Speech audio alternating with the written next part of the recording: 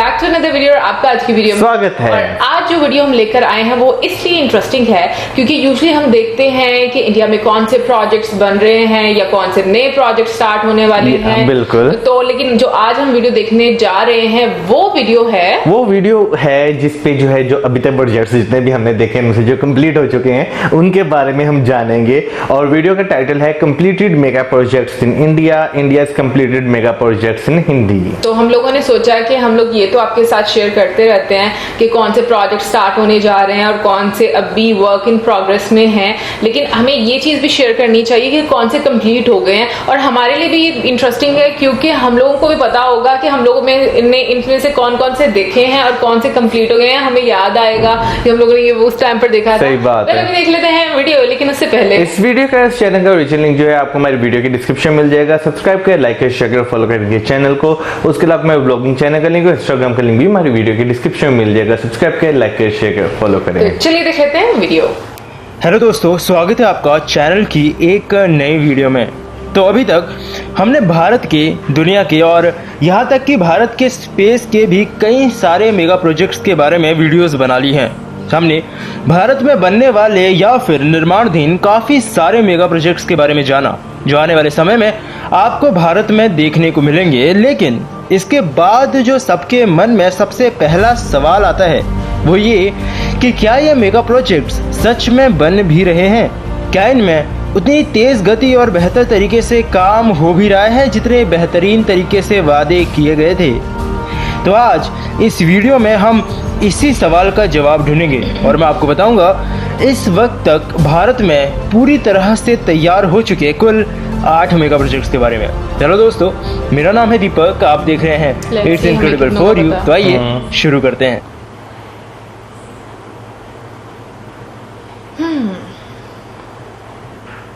Number 8, Sardar Patel stadium. ये तो मैं पता है। मोटेरा स्टेडियम के नाम से भी इस सरदार पटेल स्टेडियम को जाना जाता है जो इस वक्त अहमदाबाद, गुजरात में मौजूद दुनिया का सबसे बड़ा क्रिकेट स्टेडियम है। 1,10,000 की सीटिंग कैपेसिटी के साथ ये इस वक्त दुनिया का भी दूसरा सबसे बड़ा स्टेडियम है। इस स्टेडियम के ओनर गुजरात क्रिकेट एसोसिएशन है, जहां पर आने वाले समय में आपको टेस्ट, ODI, T20 के साथ साथ कई बड़े आयोजनों की ओपनिंग और क्लोजिंग सेरेमनी भी देखने को मिलेगी।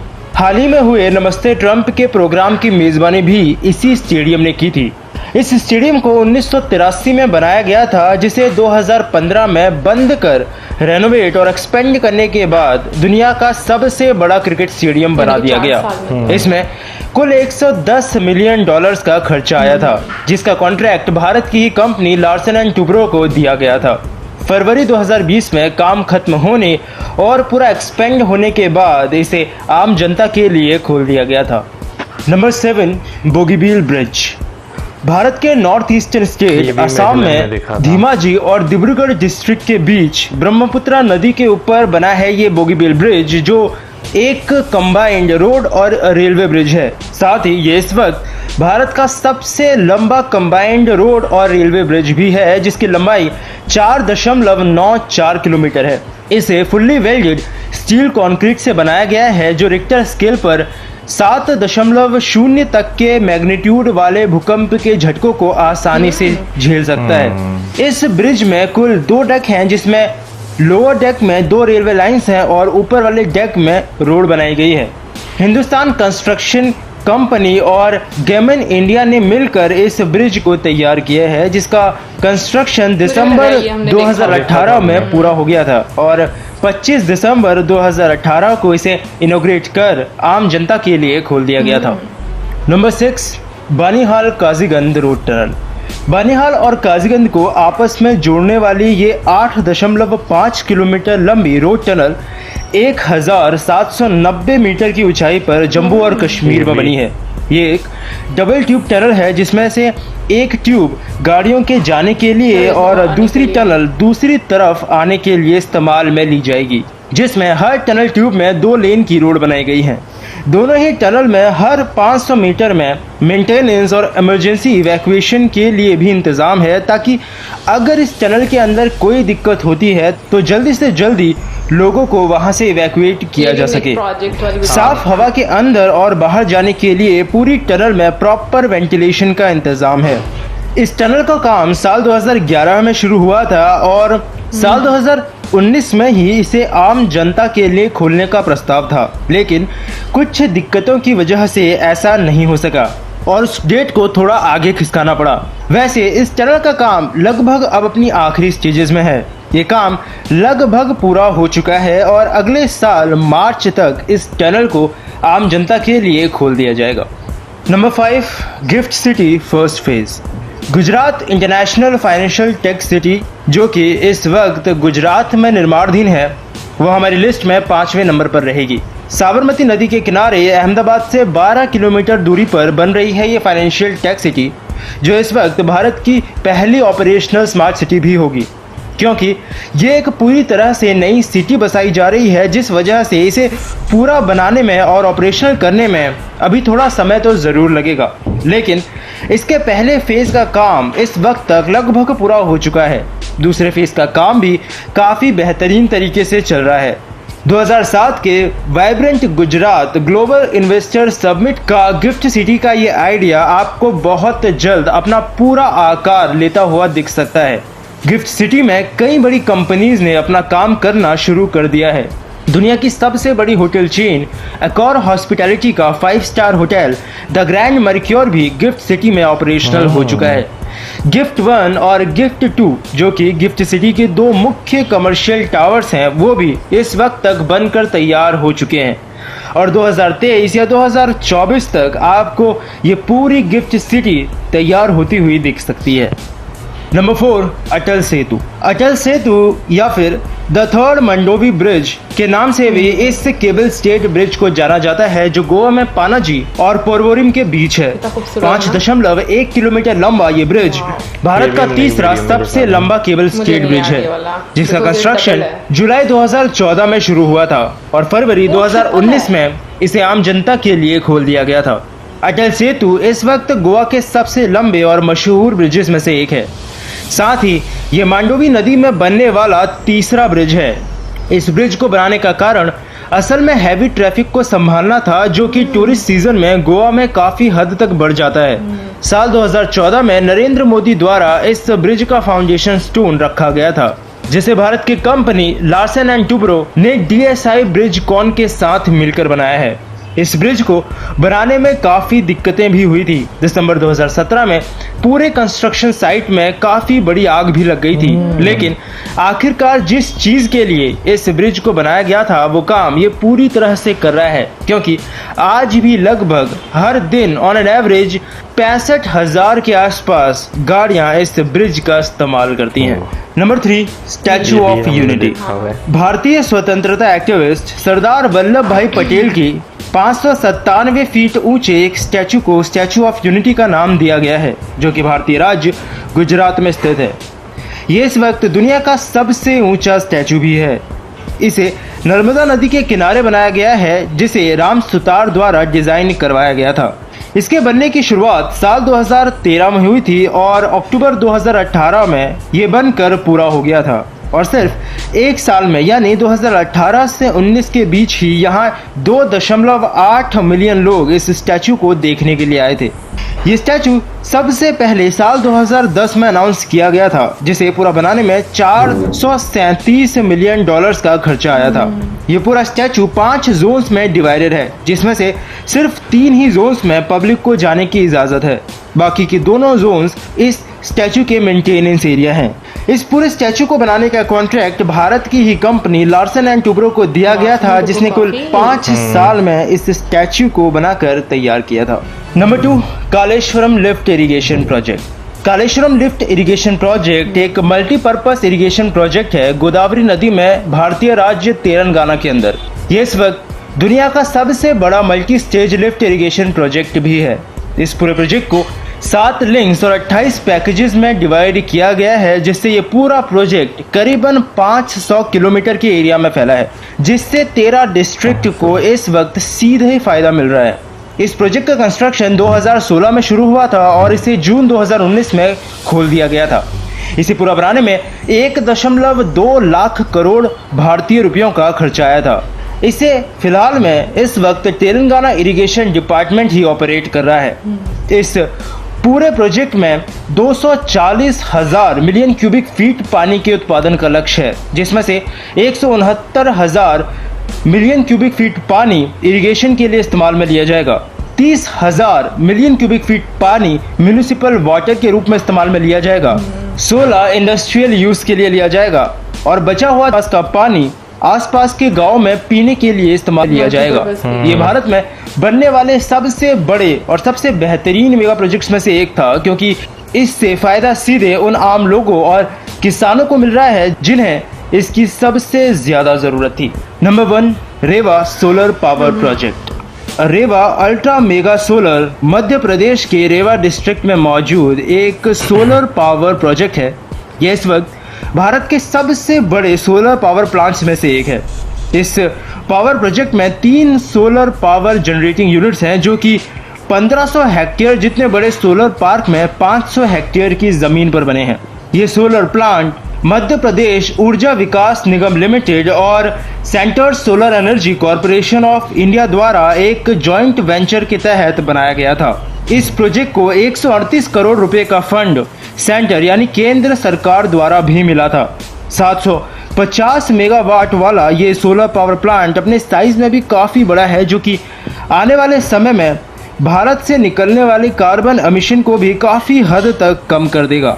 इंटरनेशनल फाइनेंशियल कॉरपोरेशन, जो कि वर्ल्ड बैंक ग्रुप की एक कंपनी है, उसने भी इस प्रोजेक्ट में लगभग 440 मिलियन डॉलर्स का इन्वेस्टमेंट दिया है। और ये भारत का पहला ऐसा सोलर प्लांट भी है जिसमें से अलग अलग कैटेगरीज के कस्टमर्स ने पावर खरीदने के लिए कॉन्ट्रैक्ट साइन किया है, जिसमें दिल्ली मेट्रो रेल कॉरपोरेशन यानी दिल्ली मेट्रो भी शामिल है। साथ ही ये पहला ऐसा प्रोजेक्ट है जिसे वर्ल्ड बैंक की तरफ से भी सीधे फंडिंग मिली है।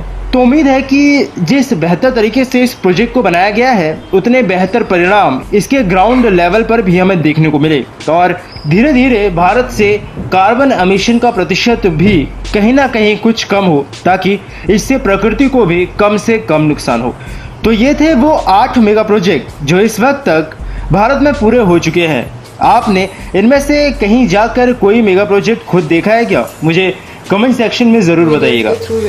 तो बस अभी के लिए इस वीडियो में इतना ही। उम्मीद करता हूँ कि आपको वीडियो पसंद आई होगी। अगर आपको वीडियो पसंद आई है तो इसे लाइक करना, अपने दोस्तों और फैमिली के साथ में शेयर भी, और अगर आप चैनल पर नए आए हैं तो चैनल को सब्सक्राइब किए बिना बिल्कुल मत जाइएगा, क्योंकि इस चैनल पर आपको ऐसी ही इंटरेस्टिंग टॉपिक से रिलेटेड वीडियोज मिलती रहेंगी। तो मिलता हूँ आपसे फिर से एक और नए इंटरेस्टिंग टॉपिक की एक नई वीडियो के साथ में। तब तक के लिए अलविदा। सबसे पहले तो आप सबको बधाई हो, जितने भी हमने जो प्रोजेक्ट देखे हैं जो कंप्लीट हो चुके हैं उसके आप सबको बहुत बहुत बधाई हो। और अब मैं यहाँ पे बात करना चाहूँगा सबसे पहले मोटेरा स्टेडियम की, जो कि सरदार पटेल स्टेडियम है। अगर स्टेडियम की बात करें तो याद है स्टेडियम का जो इनॉग्रेशन है वो डोनाल्ड ट्रंप ने किया था और बहुत ज्यादा इसे अच्छे तरीके से डेकोरेट किया गया था। बहुत ज्यादा खूबसूरती जो है इसकी उस टाइम हम लोगों ने पूरा ये एक मतलब इसके बारे में देखा था, शो जो भी कवर तरीके से इसको किया गया था कि वहां से कहां से मतलब कि उनके लैंड करने से लेकर मोटेरा स्टेडियम तक जिस तरीके से रास्ता सजाया गया था, बहुत खूबसूरत लग रहा था। और कल्चरल डांस और ऐसी चीजें साइड पर बनी हुई थी, वो देखकर तो काफी खूबसूरत ये एक अच्छे तरीके से इसका इनॉग्रेशन किया गया था। फिर उसके बाद जो है बोगी बेल ब्रिज जो है, अगर बोगी बील ब्रिज की बात करें, वैसे हमने इसकी कोई स्पेसिफिक वीडियो नहीं देखी, लेकिन एक वीडियो थी जिसमें जो है इसका जिक्र किया गया था कि ये ब्रिज जो है काफी देर से बन रहा है, लेकिन क्योंकि जिस साइड पे बन रहा है वहां पे मौसमी हालात जो हैं वो इस तरह की बारिशें बहुत ज्यादा होती हैं। अच्छा, जिसकी मुझे पता कहां से याद आया था? मुझे यहाँ से याद आया था क्योंकि ये ब्रिज की खासियत ये थी कि नीचे रेलवे मतलब की पटरी थी और ऊपर से गाड़ियां आ जा रही थी। मुझे वहां से ये चीज याद। और मुझे जहाँ से याद था मुझे ये था कि ये जो है जहाँ पे बन रहा है वहाँ बारिशें बहुत ज्यादा होती हैं, तो उसकी वजह से ये जो है काफी ज्यादा टाइम इसने लिया है बनने में। और मुझे सबसे अच्छी यूनिक चीज इसमें ये लगी कि इसे जो है 7.0 जो स्केल तक का जो अर्थक्वेक आता है, भूकंप है, वो जो है कंट्रोल कर सकता है। और इसके बाद जो एक और प्रोजेक्ट कंप्लीट हो चुका है और वो है टनल, जो कि बनिहाल काजी, ये भी कंप्लीट नहीं हुई, हाँ ऑलमोस्ट कंप्लीट हो चुकी है, हो चुकी हुई है। और ये टनल भी हम लोगों ने पहले इसके बारे में एक प्रोजेक्ट में देखा हुआ है, बहुत खूबसूरत है और काफी लंबी टनल है। हाँ। सबसे खासियत जो इसकी वही है कि मतलब एक साइड से जाने का रास्ता और एक साइड पर आने का रास्ता, दोनों दूसरी चीज है जो इसकी सबसे ज्यादा खासियत ये है कि जो रास्ते से आप पहले जाते थे आपको 7, 8, 9 घंटे जितना टाइम भी लगता था, वो अब टोटल टाइम जो है सिर्फ 45 मिनट्स का जो है आपका रह जाएगा। तो ये एक बहुत कह लें कि एक सुविधा है लोगों के लिए जो उस साइड पर जाते हैं, जो सामान जाता है, इनकी जितनी भी जरूरतें जिंदगी की चीजें वहां पे जानी होती हैं, लाजिम बात है इतना शॉर्ट टाइम जो है, यानी कि आप सुबह जाते हैं वापस शाम को आ सकते हैं। इंफ्रास्ट्रक्चर जितना अच्छा होगा आपकी कंट्री उतनी ज्यादा प्रोग्रेस करेगी। बिल्कुल। और वो चीज आपको मतलब जो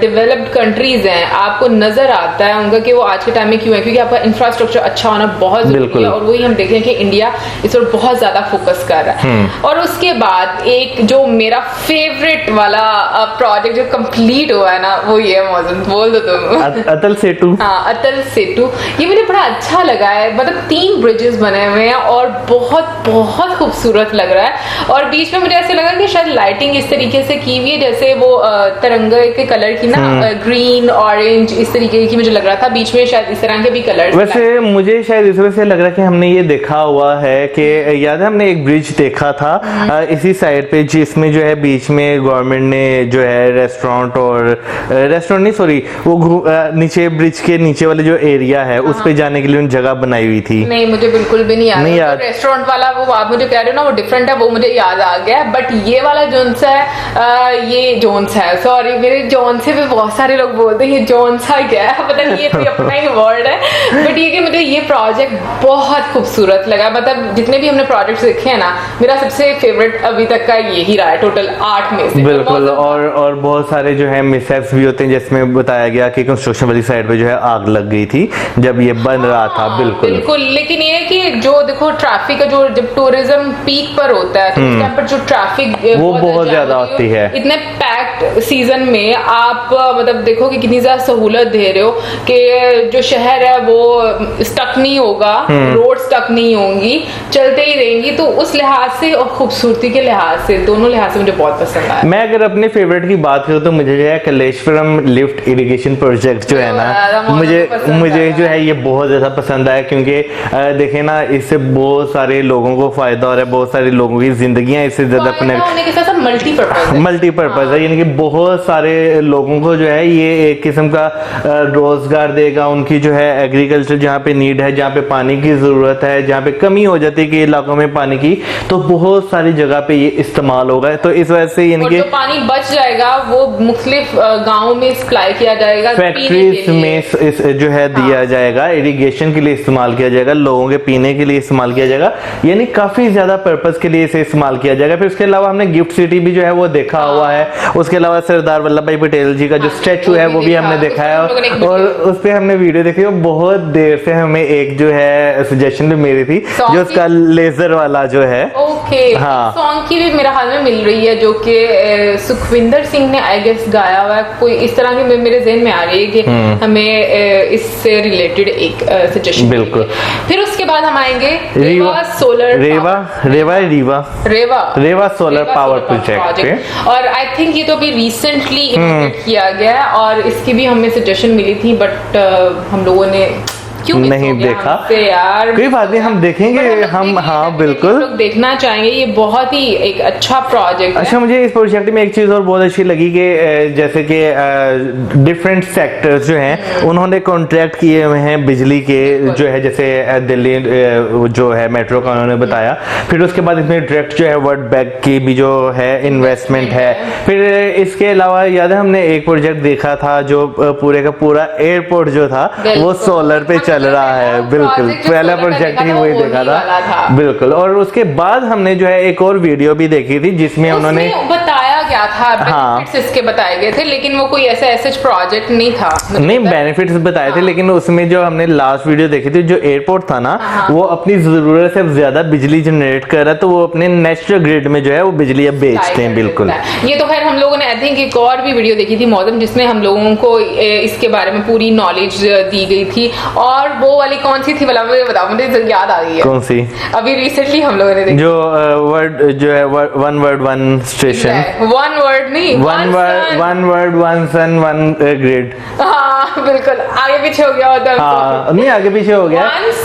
one sun one word one grid. हाँ बिल्कुल। इसके अलावा जैसे बताया गया, कार्बन एमिशन की जो एक प्रॉब्लम है वो भी नहीं होगी, तो इससे क्या होगी, आपकी फिजा भी अच्छी रहेगी, आपको हाँ। जो है शहरों में जो है साफ हवा जो है मिलेगी, उम्मीद करते हैं। हाँ बिल्कुल। वेल ओवरऑल बहुत ही अच्छा प्रोजेक्ट है, और बहुत अच्छा लगता है जब आप इस तरह के बड़े बड़े प्रोजेक्ट्स देखते हो और वो एक टाइम में कंप्लीट हो जाते हैं, क्योंकि जो प्रोजेक्ट्स आप शुरू करते हैं ना, मतलब मैंने तो यहाँ पर बहुत कम देखा है कि हमारी कंट्री में कंप्लीट होते हो, अदरवाइज वो बेचारे उन लोगों को तो जंग ही लग जाता है प्रोजेक्ट्स को।